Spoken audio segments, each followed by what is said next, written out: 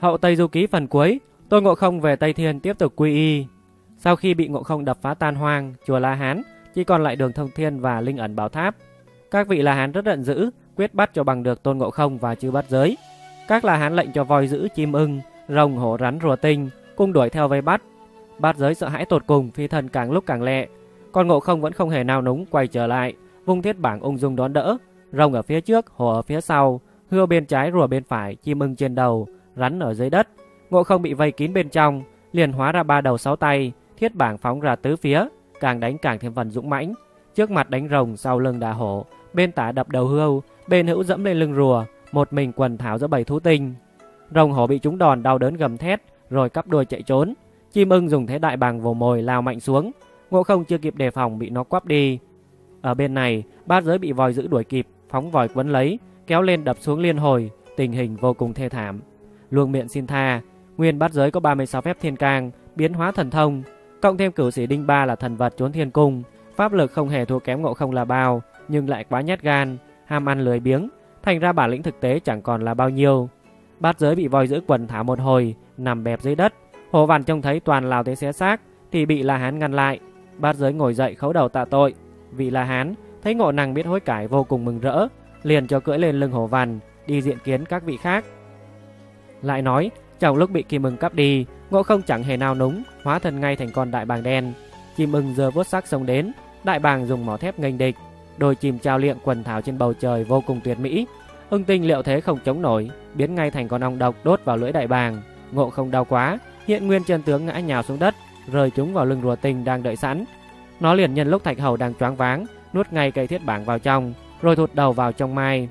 Ngộ Không tức giận lật ngửa con rùa, rồi hóa thành viên bi sắt đập vào bụng rùa, nhưng không có tác dụng. Tức khí, Ngộ Không niệm chú cho Như Ý to ra, hỏng phanh thay rùa tinh, nhưng vẫn không hiệu nghiệm.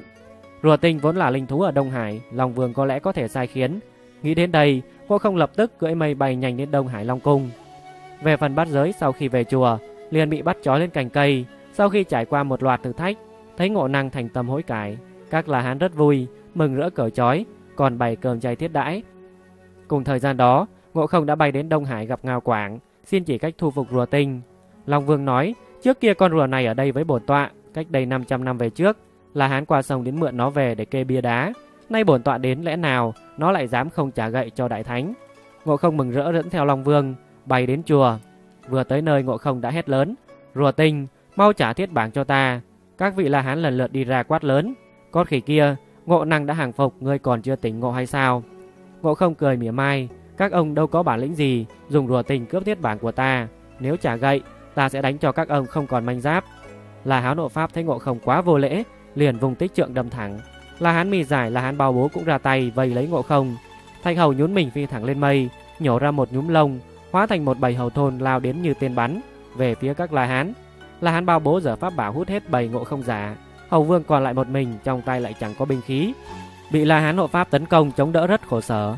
Ngộ Không bại trận nhưng vẫn không phục, liền hét lớn, các vị ỷ thế đông, trong tay lại sẵn bảo bối, ta tay không tất sắt, lão Tôn có thua cũng không phục. La Hán Hộ Pháp liền quăng cây tích trượng, dùng tay không một mình xông đến. Ngộ Không từ trên cao tung thế đại bàng vồ mồi đá xuống. La Hán cũng ra chiêu hổ quyền đối địch, hai bên quyền cước giao nhau, hỗn chiến từ trên trời xuống mặt đất. Có lúc uyển chuyển nhẹ nhàng như nước chảy mây trôi, có lúc quyền kình bạo liệt chạm nhau như thiên lôi oanh kích. Thân ảnh lúc ẩn lúc hiện thật là tuyệt diệu. Các vị La Hán bên dưới ngắm nhìn không khỏi bội phục. Thừa lúc mọi người còn đang say mê bàn luận cuộc chiến, Ngao Quảng liền lẻn vào trong điện, bắt quyết niệm chú gọi rùa tinh. Vừa trông thấy, Ngao Quảng chỉ tay hét lớn, nghiệt xúc, thiết bảng của đại thánh mà nhà ngươi cũng dám nuốt, mau nhả ra. Rùa tinh không dám trái lệnh, nhả ngay thiết bảng. Long Vương liền chụp lấy, cưỡi mây lên trời từ trên phóng xuống. Ngộ Không mừng rỡ chụp lấy pháp khí, vùng lên múa vun vút, xung quanh cát sỏi đất đá vỡ tung, tạo thành luồng kình phong nhiếp người. La Hán Hộ Pháp chưa kịp định thần, chúng liền mấy gậy, kìm thân rụng rời, thần hồn như muốn tiêu tán, loạng choạng thổ huyết. Các vị La Hán xung quanh kinh sợ hét lớn, con khỉ bội tín không giữ lời, dám dùng binh khí. Ngộ Không cười nhạt không đáp, vùng thiết bảng nhảy vào đánh tới tấp. Các La Hán không dám dùng đòn sát thủ, vội chạy trốn, nhưng Ngộ Không nhất quyết không buông tha, vung gậy đuổi đánh ráo riết. Các La Hán không nhẫn nhịn nổi, quay lại đồng loạt tấn công. Bị bao vây bốn phía, Ngộ Không dần đối thế, chỉ còn biết chống cự. Nhưng 18 vị La Hán, tuy người đồng thế mạnh cũng chẳng cách nào tóm sống nổi Thạch Hầu. Lúc này Ngộ Không đã bị vây chặt, La Hán cưỡi rồng sực nhớ đến lời dặn của Như Lai, liền lấy vòng kim cô ném ra liên tục niệm chú. Thoáng trông thấy đạo kim quang ánh lên, Ngộ Không kinh hãi tột bậc, bay thẳng lên mây trốn thoát. Nhưng vòng kim cô cũng vùn vụt lao theo, từ trên trời xuống dưới đất đều bay theo sát nút. Ngộ Không múa gậy đập văng mấy lần, kim cô vẫn quay lại, thình lình úp thẳng vào đầu Ngộ Không. La Hán cưỡi rồng dưới đất niệm chú, Ngộ Không đầu đau như búa bổ, óc não muốn nổ tung, ngã từ trên mây té nhào xuống đất. Các vị La Hán chạy đến bao vây hét lớn: "Tôi Ngộ Không, ngươi đã chịu phục chưa?" Nhân cơ hội này, Ngộ Không phi thân lên cân Đẩu Vân toàn trốn thoát, thì La Hán lại niệm chú. Ngộ Không đau đớn cùng cực đâm đầu xuống đất, vỡ tan cả mấy quả núi. Đột nhiên từ trên mây có tiếng vọng xuống: "Các La Hán hãy nương tay." Thì ra đó là tiếng của Phật Tổ. Ngài cùng A Nan Ca Diếp cùng với Quan Âm Đại Sĩ nhẹ nhàng cưỡi mây lành lướt tới. Các La Hán cùng Ngộ Không vội chạy đến bái lạy.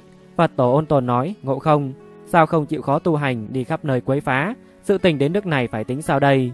Ngộ Không quỳ lạy uất ức nói: "Tuy thất bại nhưng lão tôn không phục. Các La Hán bắt được ta đều là nhờ vào pháp bảo của Phật Tổ." Quan Âm Đại Sĩ cũng nhẹ nhàng khuyên giải: "Nếu không nhờ ta giúp sức vài lần, con khỉ nhà ngươi sớm đã tần hồn tiêu tán." Nghe đến đây, La Hán trầm tư chắp tay thi lễ nói với Phật Tổ: "Chúng tăng xin thi tài cùng với Đại Thánh mà không dùng đến pháp bảo." Phật Tổ cùng các vị La Hán đều tán thành lời đề nghị này. Bồ Tát liền thu lại gậy Như Ý, hồ lô và lông vàng của Ngộ Không. Các vị La Hán cũng đồng loạt bỏ binh khí xuống đất. La Hán Tiếu Sư vừa bước ra, Ngộ Không lập tức lao đến vung quyền đấm mạnh. Vị này bình tĩnh đưa tay gạt đỡ nhẹ nhàng. Tức khí, Ngộ Không vung thế hầu quyền, La Hán liền xuống tấn, cho Ngộ Không mặc sức tấn công. Sau vài đòn, tay Thạch Hầu như đánh phải thép nguội, vội phi thân ra, biến ra tảng đá lớn ném vào La Hán. Nhưng tảng đá vừa chạm đến đầu La Hán thì lập tức vỡ tung. Tiếu Sư đưa tay phủi bụi rồi cất tiếng cười vang. Ngộ Không từng thần hồn tiêu tán bởi chiêu này nên lập tức thi lễ: "Lão tôn xin phục ngài." La Hán cưỡi hổ liền bước ra chắp tay thi lễ, rồi vung hổ quyền đánh ra đạo lực dữ dội.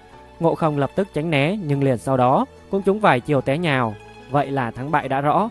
Tiếp đến là La Hán say rượu và La Hán Di Lặc bước ra, nhưng Ngộ Không vẫn không có cách nào chiếm lấy thắng thế. Thấy các La Hán có ý dùng Sa Lân Chuyến bủa vây mình, Ngộ Không liền lựa thế phi thân lên mây trốn thoát. Chưa được bao xa thì Quan Âm Đại Sĩ đã niệm chú buộc Thạch Hầu phải quay về. Các La Hán bao bố nhìn Ngộ Không mỉm cười rồi nói: "Chắc Đại Thánh đã mệt, xin hãy nghỉ ngơi rồi thi tài tiếp." Trong lúc chờ đợi, 18 vị La Hán ai nấy đều tự thi triển tài nghệ của bản thân cho mọi người cùng thưởng lãm. Mọi người đều tấm tắc khen ngợi, riêng Ngộ Không vẫn bình thản chẳng thèm để tâm. Bồ Tát mỉm cười khẽ nhắc Ngộ Không tiếp tục ra thi tài. Ngộ Không liền nhảy ra đánh nhau cầm đồng với La Hán ném tháp và La Hán cưỡi rồng, nhưng đối đầu với đa số các vị còn lại đều rơi vào thế hạ phong. Phật Tổ thấy vậy đến bên Ngộ Không ôn tồn nói: "Ngộ Không, con vẫn chưa chịu phục sao?" Ngộ Không đưa mắt nhìn các vị chưa tỉ thí, như La Hán cưỡi rùa, La Hán thần cao, lòng thầm nghĩ: nãy giờ ta thua mãi, chỉ hòa được 2 trận, nếu có tranh tài với lão thần cao chắc cũng bại nữa thôi. Ngộ Không lại nhớ đến những lần đấu với Thanh Ngưu Quái, bị thu mất gậy Như Ý, phải mời thần tiên khắp trốn đến giúp sức. Bất giác nghĩ thầm: quá thật ta chỉ oanh liệt khi trong tay có kim cô bổng, chứ bản thân ta còn chưa tu luyện được nhiều. Lúc ấy Bát Giới cũng chạy đến khuyên Ngộ Không hàng phục. Phật Tổ cũng nhẹ nhàng khuyên giải Ngộ Không: Phật pháp vô biên, công đức vô lượng, ngoài núi này còn có núi khác, người mạnh còn có kẻ mạnh hơn. Ngộ Không, con hãy bỏ thói kiêu ngạo, tiếp tục tu tâm dưỡng tánh. Quan Âm Đại Sĩ tiếp lời: nếu còn không chịu khó theo Phật môn, tiếp tục sinh sự thì không ai có thể lấy vòng kim cô ra được nữa. Ngộ Không lập tức quỳ rạp xuống bái lạy, hứa sẽ thay đổi tâm tính. Xong xuôi, liền cùng mọi người bay đến chùa La Hán. Trước cảnh điêu tàn Bát Giới vòng Ngộ Không, vô cùng hổ thẹn.